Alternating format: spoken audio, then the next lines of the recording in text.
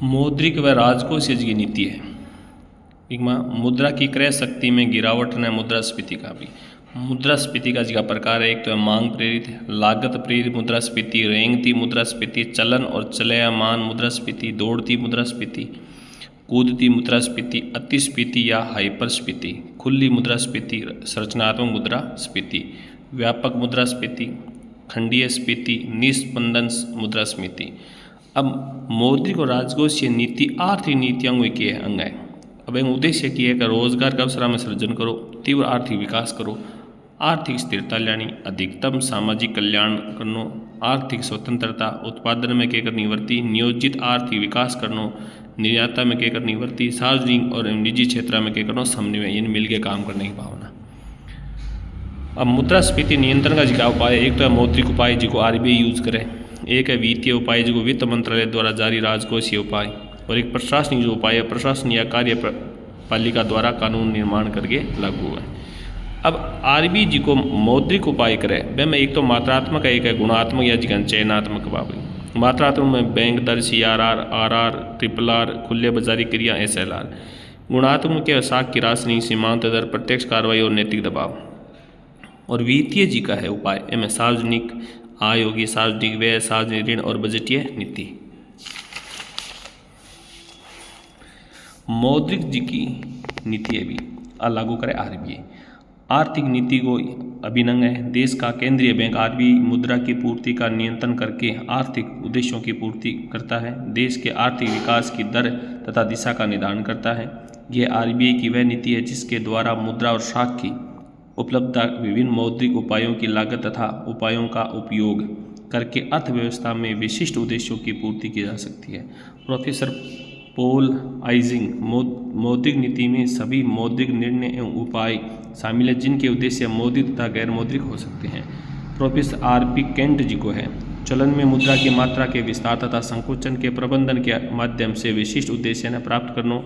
मौद्रिक नीति का जो उद्देश्य है, एक तो है मूल्य स्थायित्व, विनिमय दर में स्थायित्व, मुद्रा की तटस्थता, पूर्ण रोजगार, आर्थिक विकास।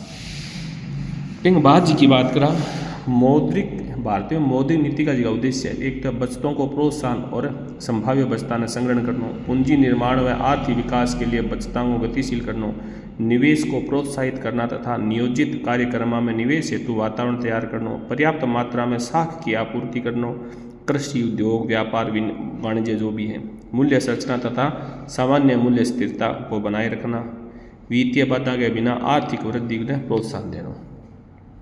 मौद्रिक नीति का जो उपकरण है वह सामान्य और मात्रात्मक विधियाँ, दूसरा है गुणात्मक या चयनात्मक विधियाँ।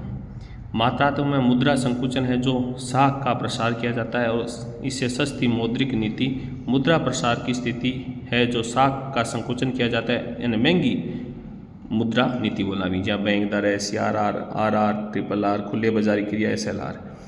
चयनात्मक गुणात्मक में साख की राशि, सीमांत दर परिवर्तन, उपभोक्ता साख का नियमन, प्रत्यक्ष कार्रवाई और नैतिक दबाव।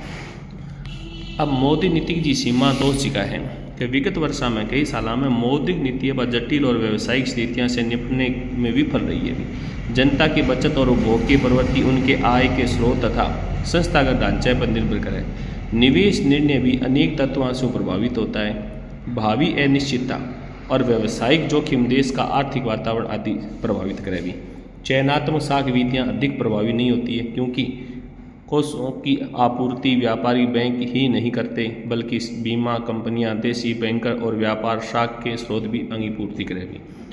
मुद्रा बाजार सुसंगठित और सुविकसित नहीं होने के कारण परंपरागत मौद्रिक नीति आर्थिक नीति के उपकरण के रूप में प्रभावी नहीं होती है। स्फीतिकारी दबावों के कारण घाटे की वित्त व्यवस्था और वस्तु की कमी है तो आरबीआई के उपाय प्रभावी नहीं होंगे। आरबीआई गैर बैंकिंग संस्थाओं और देशी बैंकरों पर कोई नियंत्रण नहीं, जबकि उनका देश के व्यापार और उद्योग में महत्वपूर्ण स्थान है। इसमें मौद्रिक नीति भी प्रभावी नहीं होती है। अब राजकोषीय और वित्तीय नीति है JL किन्स सिद्धांत पर आधारित है कि अभी आर्थिक नीति कोई अंग है। सरकारी आय, सरकारी व्यय, सरकारी ऋण, वित्तीय प्रशासन तथा नियंत्रण संबंधी क्रियाओं महत्व की अभी सरकार की आधारभूत आवश्यकता है।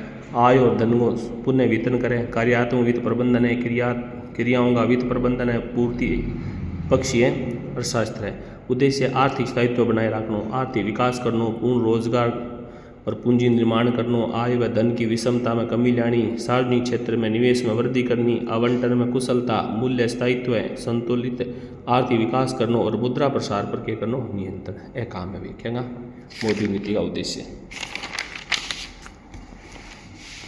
अब राजकोषीय नीति का जो उपकरण वह सार्वजनिक आय, सार्वजनिक व्यय, सार्वजनिक ऋण, बजटीय नीति।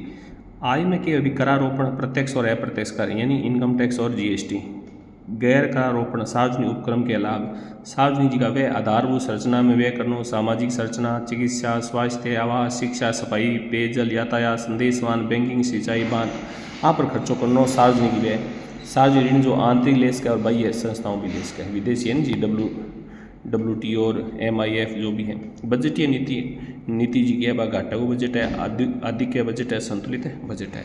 अब राजकोषीय नीति का मूल्यांकन का भी कुछ दोष है, सीमाएं हैं। किसा दोष है क्या बड़ी मात्रा में घाटे को वित्त प्रबंधन है, बढ़ता हुआ अनुपातक आगम व्यय है, अनुदान को बढ़तो भार है सरकार पर, कर आगम में परोक्ष करों को बढ़तो हिस्सों है, बढ़ता हुआ गैर योजना व्यय, ब्याज अदायगी का बढ़ता भार है, सार्वजनिक उपक्रमांगों को प्रबंध।